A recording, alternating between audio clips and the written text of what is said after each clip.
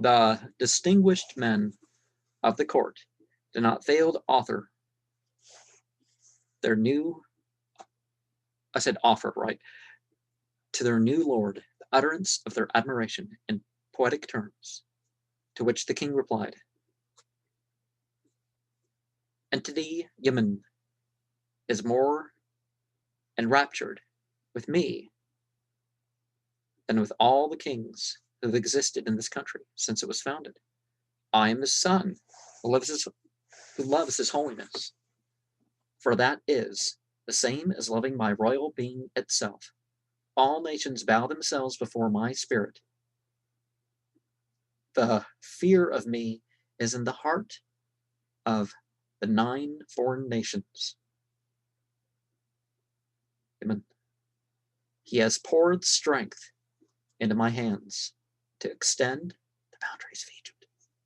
The assumption that this portion of the inscription relates to the accession of the king as having just taken place is clearly supported by the fact that the origin of the different throne names of the king is explained by a sort of paraphrase.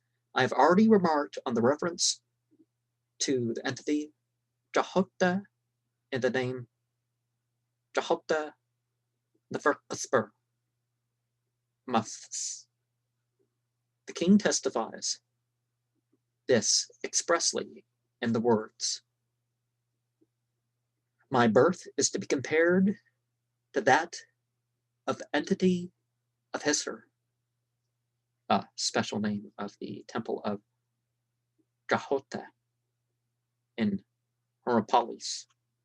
Among the new names which are given to him after his succession were Samta or Samta'ue, uniter of the 2 worlds. The reason of this is mentioned by the king itself. He has united the countries, Ta'ui, of all entities, in this my name. Drahotamas Samta. The following paragraph of the injured inscription may be imagined. In this my name, Lord of the double crown, augmenter of the empire like the sun in heaven, he has given me the form of a golden sparrow hawk. He has given me his might and his strength. I shone gloriously with his crowns in this my name, the 3rd. 38. Golden sparrowhawk, mighty, strong of the splendid crowns. My crowns. The king's name was written for me alone. He has set up my picture of a sparrowhawk on the base. He has made me strong like a strong bull. He has granted my coronation in the interior of Thebes. 39. This is my name, the 1st. Strong bull, crowned in Thebes. The king goes on to speak of his sister. What I relate, remarks the king, is no invention. She was astonishing in the sight of men and a secret for the hearts of the entities who knew it all. But she did not know it, since no one was for her except herself.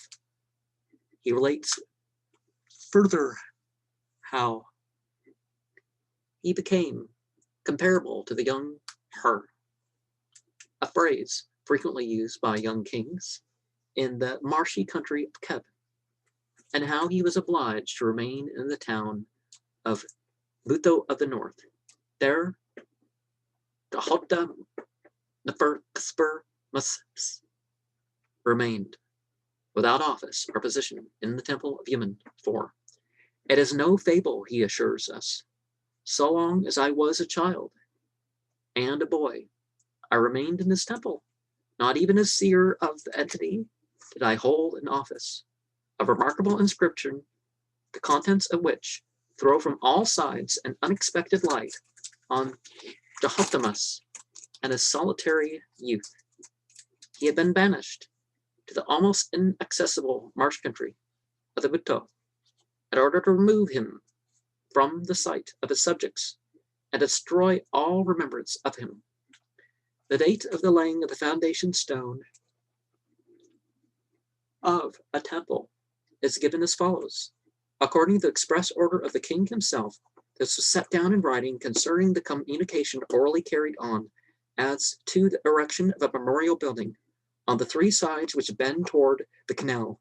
For I, the king, wish to raise a memorial to my father Yemen-Ra, apt to erect his dwelling, which glorifies the horizon to restore the temple territory of Keft-Her-Nubs, the favorite abode of my father from the beginning. I wish to execute this for him, the Theban Yemen-Ra, on the territory of hard stone and of a gigantic size. But because the canal was there, which conducts the water to the shrine of the entity Noon, on the arrival of his season, I built him another temple with a loving heart and caused him to be brought in thither. What I did for him happened for the first time, i.e., it had never been done before. The shrine stands ready in the east of that temple. Then I found that circuit wall was built of brick, and that the ground was deeply hollowed out so that the ground sank in, to give more room for the water to this temple. It had to be cleaned out. I had the dirt removed and the dams pulled down, which were over it. Thus, the space was now clear. I caused this site to be built upon which the surrounding wall stood in order to erect on it this memorial building, desiring to found a splendid temple to God, Yemen, of Apt. Well, who they considered to be God anyways, of Apt. It was to be constructed anew. The official drawing of the architect made the building. Never have I placed the like on the monument of any other. I say this in all truth, for I know every one who knows nothing about me and speaks lies. But that which has happened is no feigned invention. In place of the truth, nor an intentional deception calculated to bear the appearance of truth. He knows me. Whoever agrees with me about this, I gave the order to place cord and pegs in readiness for laying the foundation stone in my presence. The beginning of the day of the new moon was fixed for the festival of the laying of the foundation stone of this memorial. In the year 24, in the last day of the month Menker, on the festival of the 10th day of Yemen's festival, on his splendid feast of the southern Apt, there was a sacrifice offered to the entity at his great abode. After this, I went in to accompany my father Yemen. You know, that family language that's not literal, you know. The entity went thither on his feet to celebrate his beautiful festival, and the holiness of this entity was wonderful to behold. Then drew near the form of this entity. Pegs and cord were ready. Then his holiness placed me before him towards this monument, and I began. Then the holiness of this entity was at full joy at this monument on account of my love for him. Then the holiness of this entity went further, and the beautiful feast was celebrated to my Lord.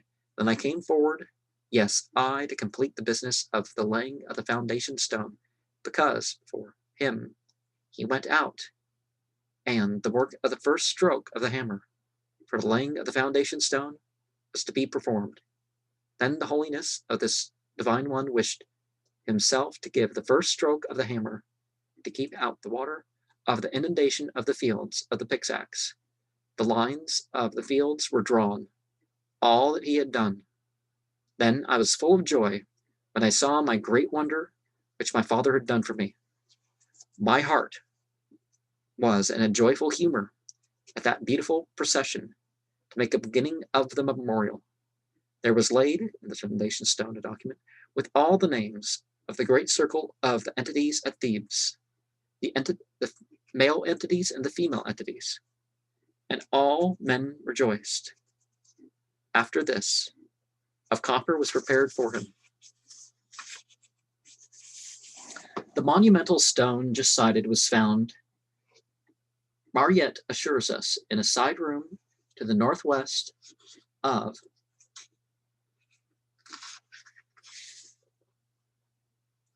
the Holy of Holies in the Temple of Karnak. As the plan of Seksim, our Holy of Holies had already been described in the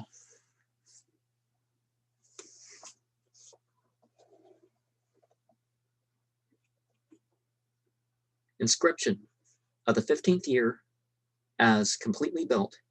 There is no alternative but to suppose that Gahutta the Verkuspur Musas III, in the 24th year of his reign, that the whole northern wing of the temple, after diverting the canal which was in the way and removing the temple of the entity of inundation, connected with it, the improvements made by him in the buildings of the temple, the ruins of which still stand at Karnak, and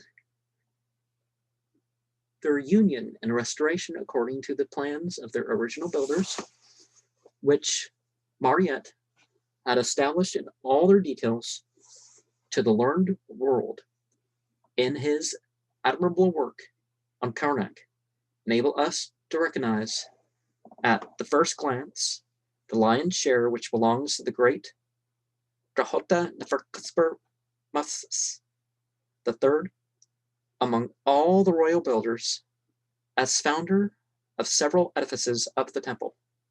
Besides the magnificent temple buildings of Yemen, Gahutta Neferkspur III erected the stupendous hall of pillars and the chambers and corridors belonging to it on the east, and the series of gigantic gateways with wings on the south. The hall of pillars, called Khumenu, our splendid memorial, was dedicated not only to the entity Ibn, but also to the deified rulers whom Gahutta Neferkspur Musas III regarded as his legitimate predecessors on the throne, and as the ancestors of his own house. Here in one of the southern chambers was found that celebrated wall, which is known under the designation of the Table of Kings of Karnak. In this, the pharaoh traces back his pedigree to Sneferu of the third dynasty of Memphis, and reckons Asa, Pepe, the petty kings of the name of Antef, the famous sovereigns of the 12th dynasty, and some 30 princes of the 13th as his illustrious ancestors. The great wings of the temple have suffered much both from time and man, but the lonely ruins yet enable us to judge of the high perfection of the artistic powers which created such wonderful buildings and were able by means quite unknown to us to overcome the resistance of the hardest stone. From whatever point of view we look at Karnak, whether it be as an architectural masterpiece or as an example of artistic history of the nation, we must admit that as a whole its conception is grand and the execution full of taste and refinement. Among the sculptures which have survived and are of great historical importance are the statues of the royal predecessors of Gahutta Neferkspur Musas III, his grandfather, father, and brother, which stand before one of the southern temple wings. The first, a ruined colossal torso of reddish siliceous sandstone,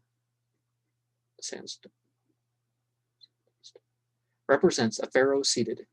An inscription on his girdle designates him as Gahutta Neferkspur Musas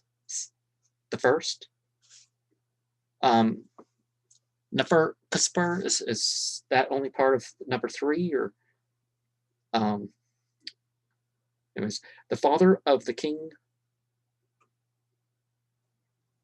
Gahutta Musas II, Gahutta Musas the second erected this monument as a memorial to his father and to the Theban Iman-Ra, the heavenly inhabitant of Apt. A second inscription contains a new contribution to our knowledge of the destructive anger of Ra-Ma'at-Ka, who mutilated the monument erected by her brother in honor of her own father, until at last Jahota the third, ordered the statue to be erected in good condition. The Lord of the Land and King Jahota the third, the worshipper of the Theban Yemen, restored this monument, which had been mutilated when he entered the town Thebes. Oh, it's so much easier to say Ni than Thebes, of the south country, in the year 42, on the 22nd day of the month Jahota, with the intention that the name of his father Jahota the first should be preserved. By the side of her father is a small image of his daughter, the hitherto unknown king's daughter and king's wife, the worshipper of her father Mut-Nefert. A second statue of the same king bears his name on a half-destroyed inscription, which may easily be completed in the following manner. The statue was re-erected in good condition in the year 22 of the reign Jahota the third. A similar notice may also be read on the statue of Yemen Hattup the first. Is that Yemen the Hattup the first, the grandfather of Jahota the third. The care shown by this king to honor in every way the memory of his relations presents a strong contrast to Ra-Ma'at-Ka.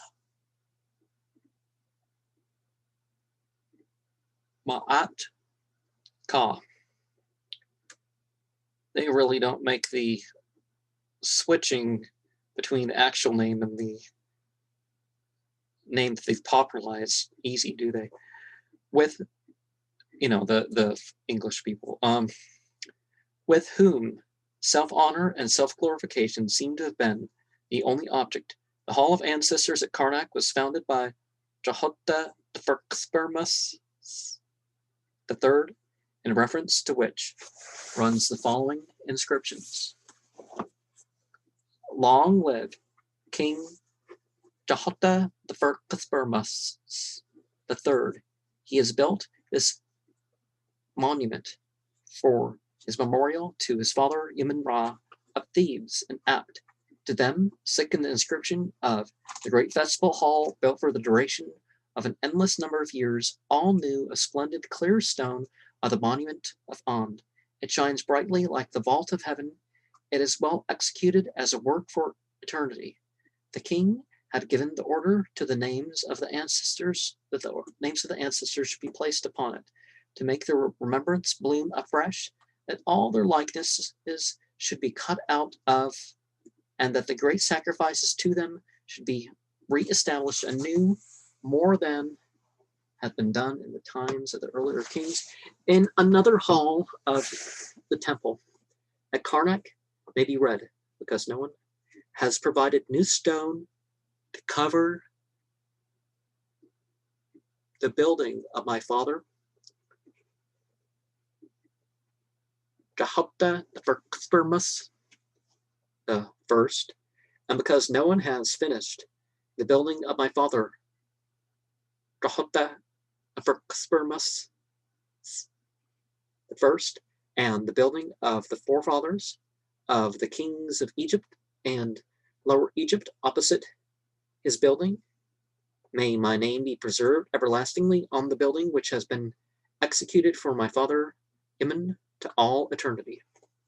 A reproach is here meant against Ra Ma'at Ka, because she had so entirely neglected the monuments of her father and her ancestors in Abt.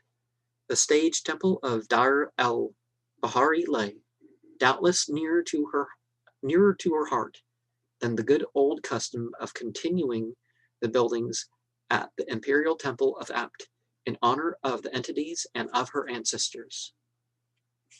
Yeah, you need to go beyond mere inherited faith, right? The magnificent building at the foot of the steep wall of rock which descended by broad steps to the plain in the direction of the Nile, the wonderful structures of many-colored colonnades and richly painted wall surfaces must naturally have accorded better with the mind and taste of a queen who loved art than the solemn though stately buildings of the Temple of Yemen, the design of which had long been marked out by an old ground plan of former kings. Whatever other architectural works of Jahota, Nefer, Qutb must, the third, caused to be erected on the territory of the great city Mi'a'a, we must pass over in silence, since only ruins and fragments prove their existence and no important historical records are connected with them. In conclusion, we will only remark upon the restoration of an older temple which had fallen into decay, and which lay in ruins on the land of the town Medinet Habu. Dahotmus erected an entirely new temple structure of hard stone round the newly completed Chesem, or Holy of Holies. He restored it as a lasting building when he had found that it was hastening to decay. As a text on the same spot of it, another inscription at the same place says, he erected this memorial building to his father, the king of the entities, Yemen Ra, for he had caused this great house of the entities to be constructed on the site of the ruins of the West District. It is the splendid seat of Yemen, built by Dahota Nefer Qutb.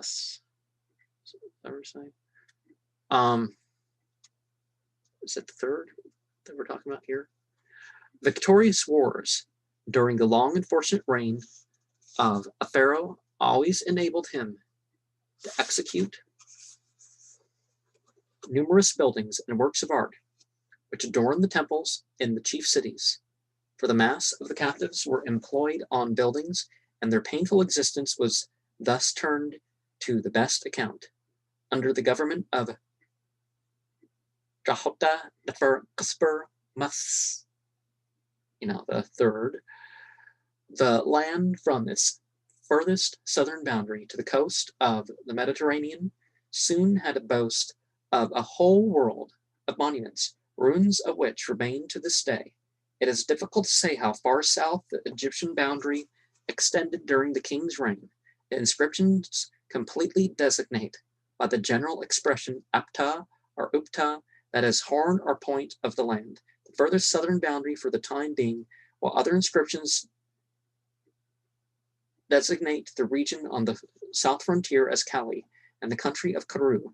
The names have been supposed to refer to the Galo tribes, but are more probably connected with the old name Kloe, which, according to Futlani, was situated in 4 degrees 15 minutes of north latitude. In these regions, all monumental history is naturally silent. The works of Jahota Nefer Qutb Jahota Nefer Qutb the third first appears 16 degrees further north in the lower Nubian country, from the frontier fortress of Semna as far as the island of Elephantine, opposite to the present town of Aswan. The king erected the temples of Semna in honor of the Nubian Libyan Al-Dadun and in memory of his great ancestor, Uthersen III. Oh, how do you say that? An earlier structure had been erected here, but the dedicatory inscription dated in the second year on the 7th Paone states emphatically that the ancient work in brick had entirely fallen into decay.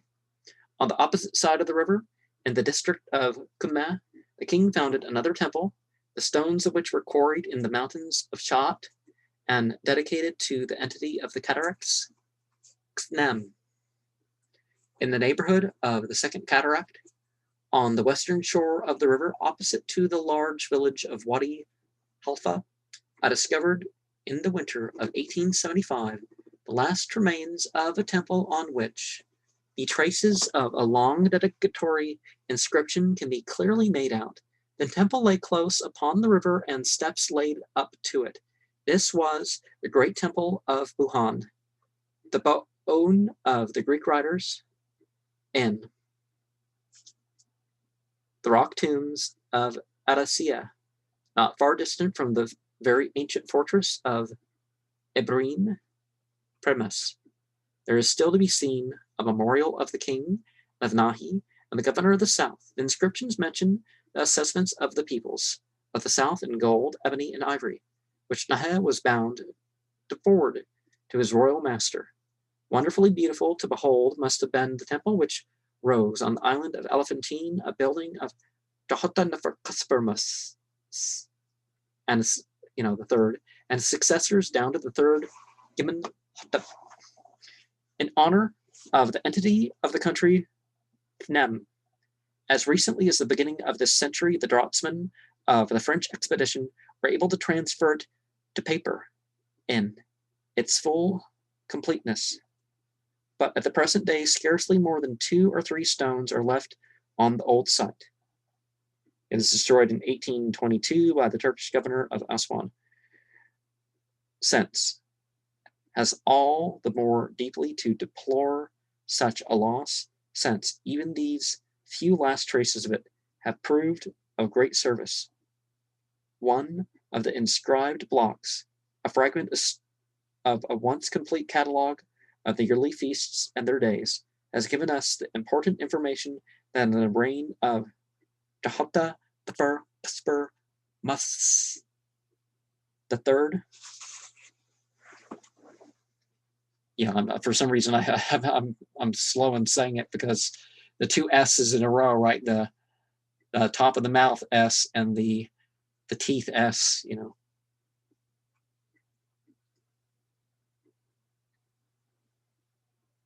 palatal anyways. But the rising of the star Sothis, which took place on July 20th and marked the beginning of the fixed Egyptian year, happened on the 28th day of the month Epiphi. This date, in consequence of its connection with the movement of the stars, according to fixed laws, independently of every calculation on the basis of the unsettled chronological tables of the latter tradition, serve for all times as a sole foundation for determining the regnal years of Jahota Neferkasper Mus III.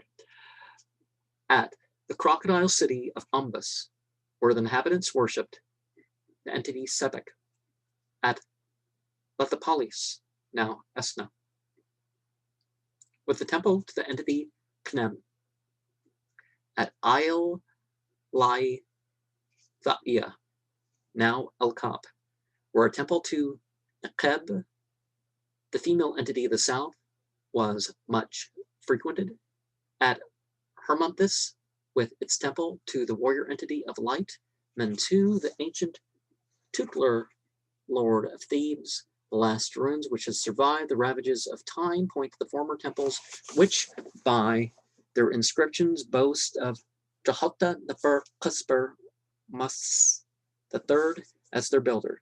The same king erected sanctuary to Ptah on the north side of the great temple at Karnak and raised monuments to the glory of Yasir, Osiris, at Abydos.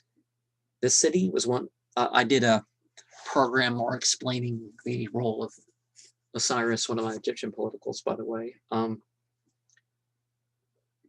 At Abydos, this city was the chief seat of the worship of that entity and was one of his burial places. Pious pilgrims of those days were wont to visit the mysterious place of the tomb of Yasir, and distinguished Egyptians of Pataris longed to be buried in the neighborhood of the king of the West and of the dead. The kings, as can be proved from the 11th dynasty onward, strove to show their peculiar veneration of the great entity by buildings and presents to his temple. At the general feast of the dead on the 18th and 19th of Jahota, as well as the special feast of Yasir on the 30th of Kiebe and the 3rd of Fabenoth, the holy Seshem bark of the entity was borne through the field of Upuk, as the sacred soil around the town was called, and was launched on the lake with its mystic ceremonies and the festival of the voyage, and the entity was celebrated in the stillness of the night. This will explain the following inscription. It is the reply of Jahota Nefer Katzper Mas the third to the princes who had gone to the king with the petition that he would generously remember the temple and the entity of Abydos, for, as its words declare, then the king gave to the keeper of his seal the command to set about the work and to assemble workmen in numbers and to deliver all provisions for his servants, and each one of his temple artists knew the plan and was skillful in his own cunning.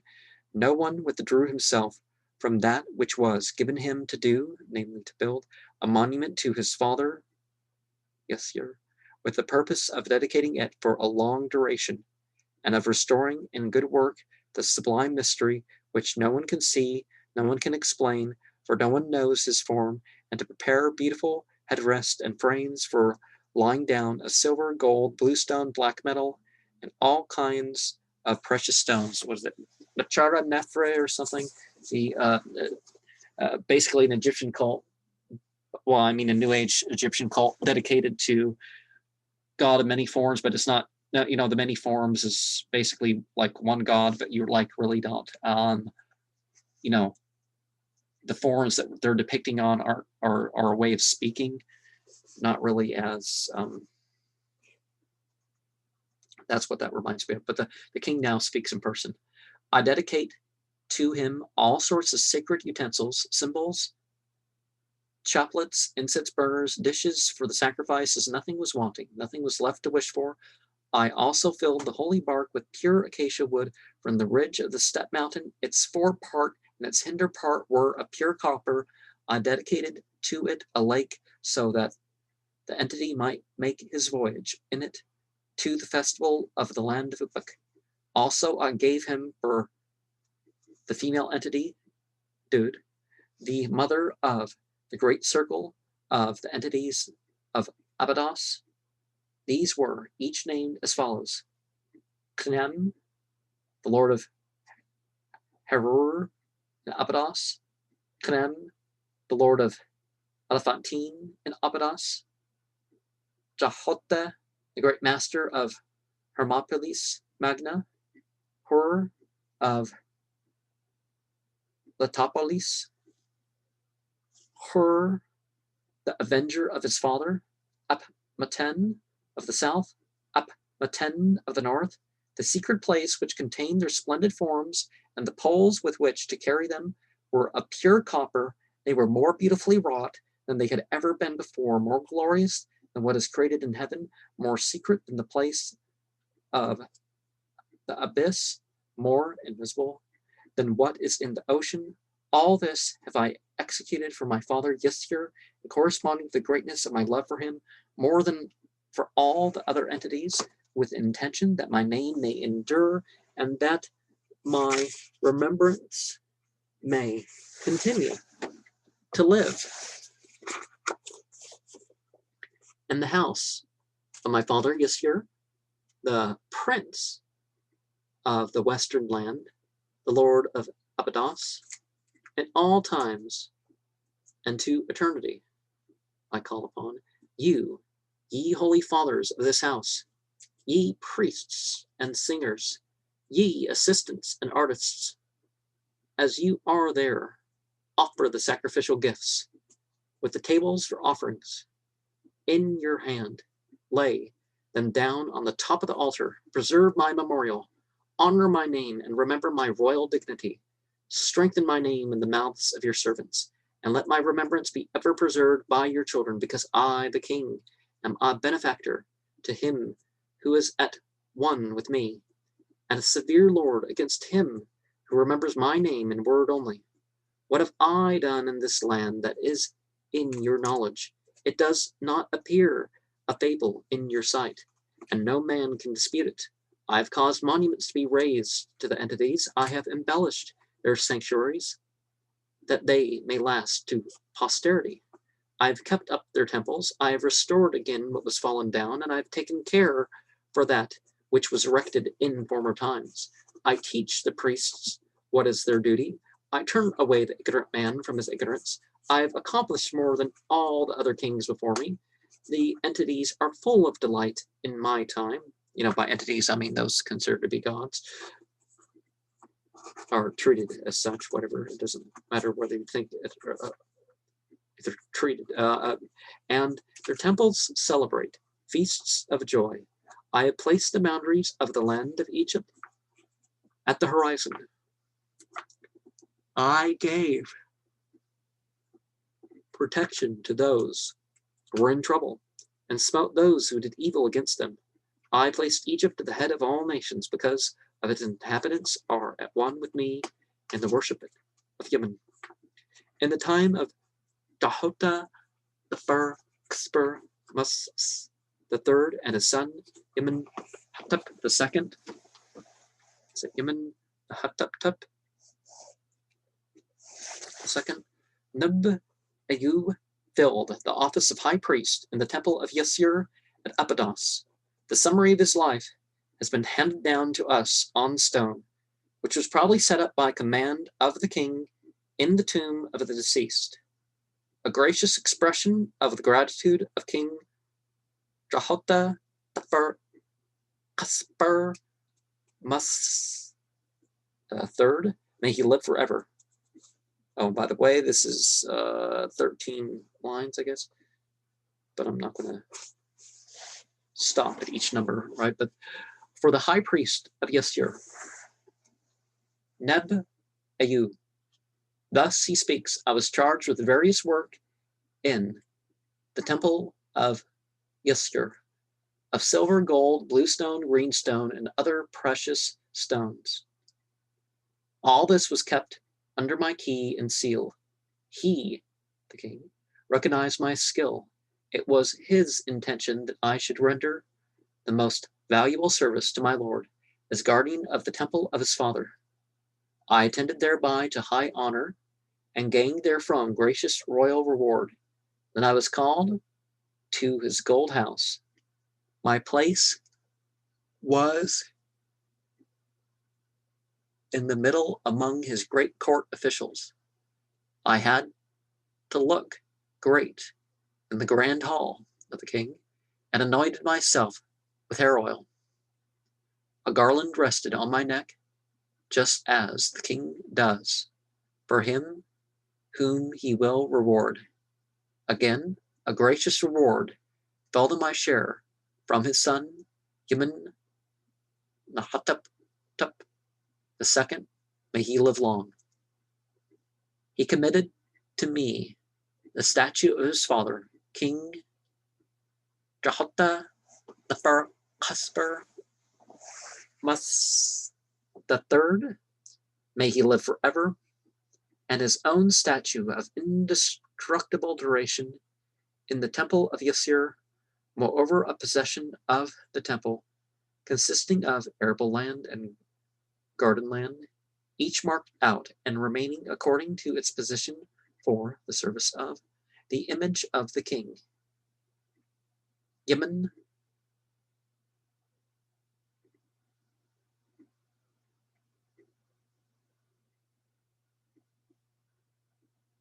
Nahatuptup II, the friend of Yasir Abadas, the prince of the west.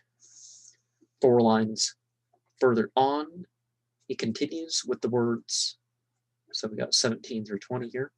Call upon those who live there, on the earth, on the priests and singers, on the assistants and holy fathers of this temple, and on the artists of the sanctuary, even as they are ready.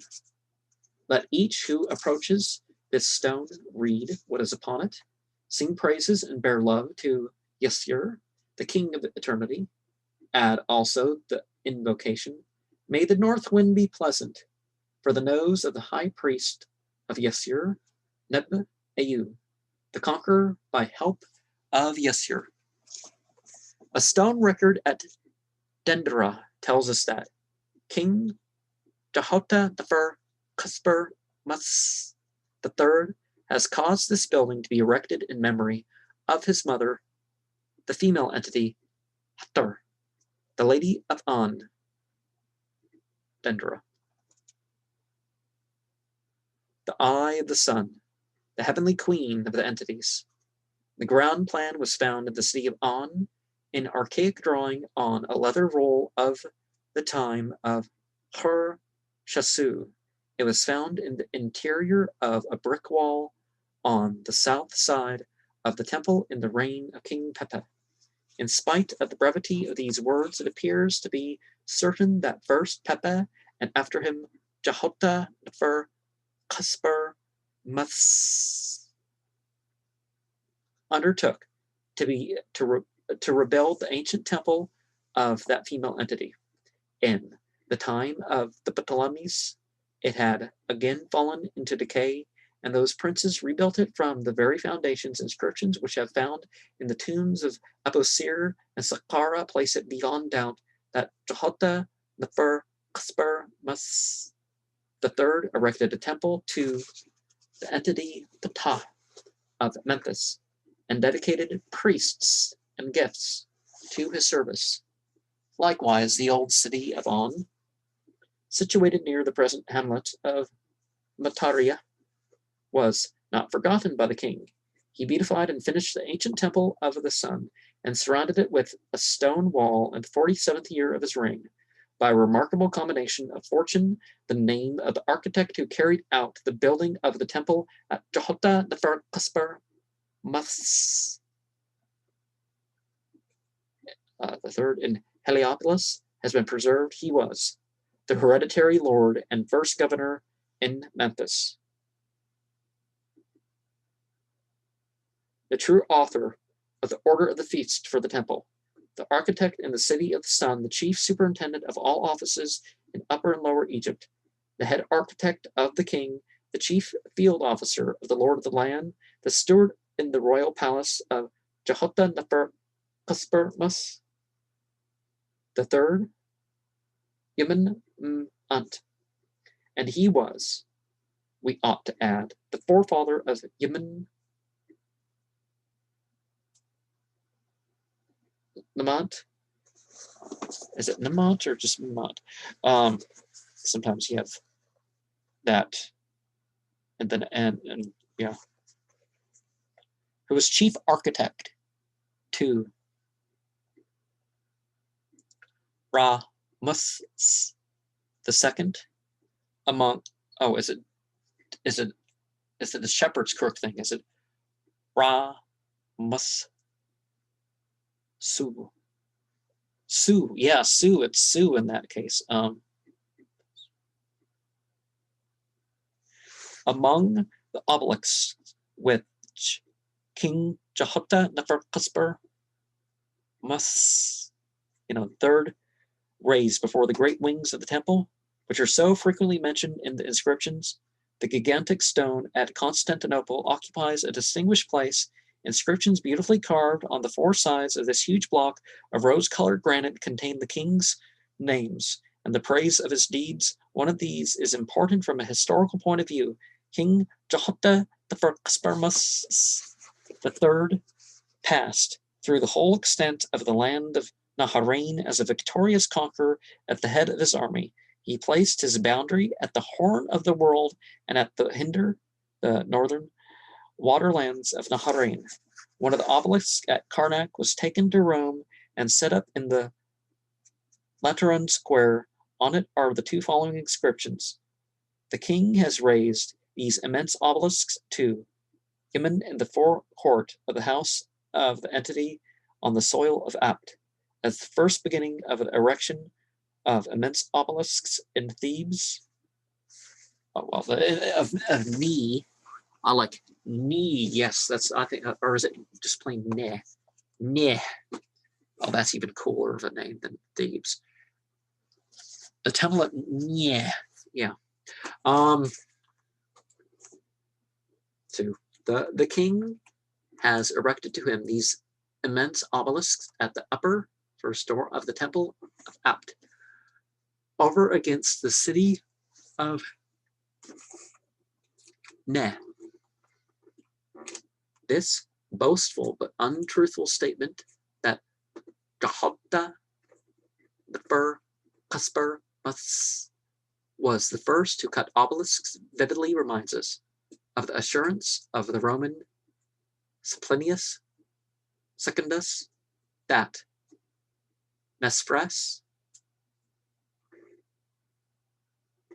Jehotta the Qasper the third, who reigned in the city of the sun, first introduced this practice in consequence of a dream. That he did, in fact, adorn the city with of the sun with obelisks is proved by the existence of the two commonly known as Cleopatra's Needles, one of which is at Alexandria, the other on the Thames embankment.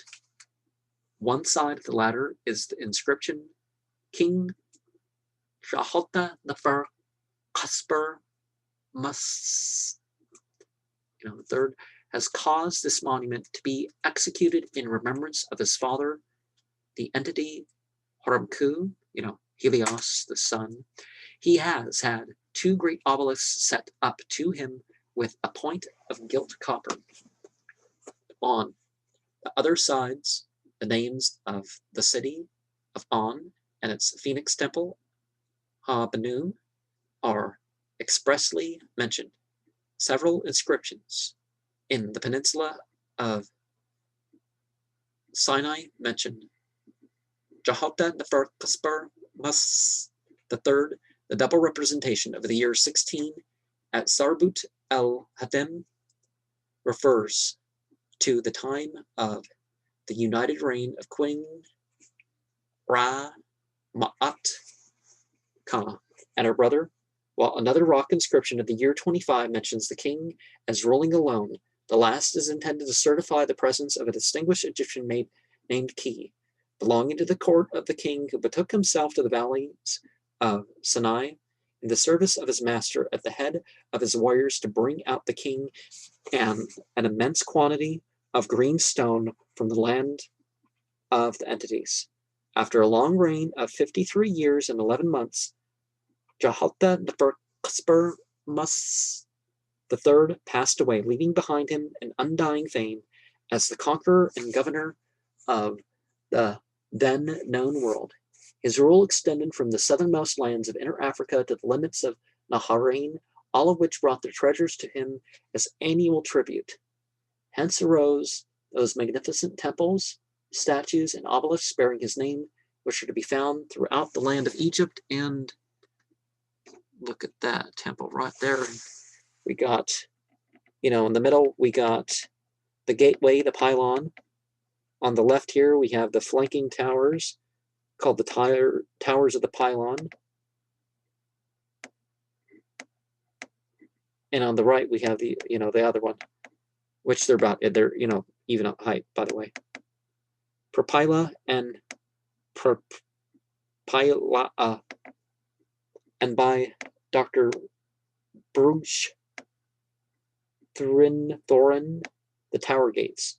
The simple inversion of Brugsch's terms gives us the very suitable name of the gate towers, which are already in familiar use with the reference to the castle architecture. Oh, I noticed I've been slipping against the containers here. So the chronological sequence of the reign of Jehoshaphat must, the third, year 1 on the 4th, Pacon's accession. Note, all the ensuing regnal years date from this day of the month. On the 2nd, Pani, restaurator of the temple fortress at Semna. 3 and 4, one doesn't know. 5, on the 1st, Jehoshaphat, date of a papyrus at Turin. 6 through 14, some blanks. 15, on 1st, Menker, beginning of the erection of Ra-Ma'at-Ka's obelisk. On the 27th, Pacon's institution of the sacrifices to Yuman. The 16th year, on the 30th, Nasori, the completion of the obelisk after 7 months' work. The inscription at Sarbut el-Hadem of the time of the joint reign of Jehoshaphat Nefer-Cuthber the third and his sister Ra-Ma'at-Ka. 17 through 21. Jehoshaphat Nefer-Cuthber reigning alone. The 22nd year. Restoration of the statues of Yemen Nahatep I and Jehoshaphat Nefer-Cuthber I.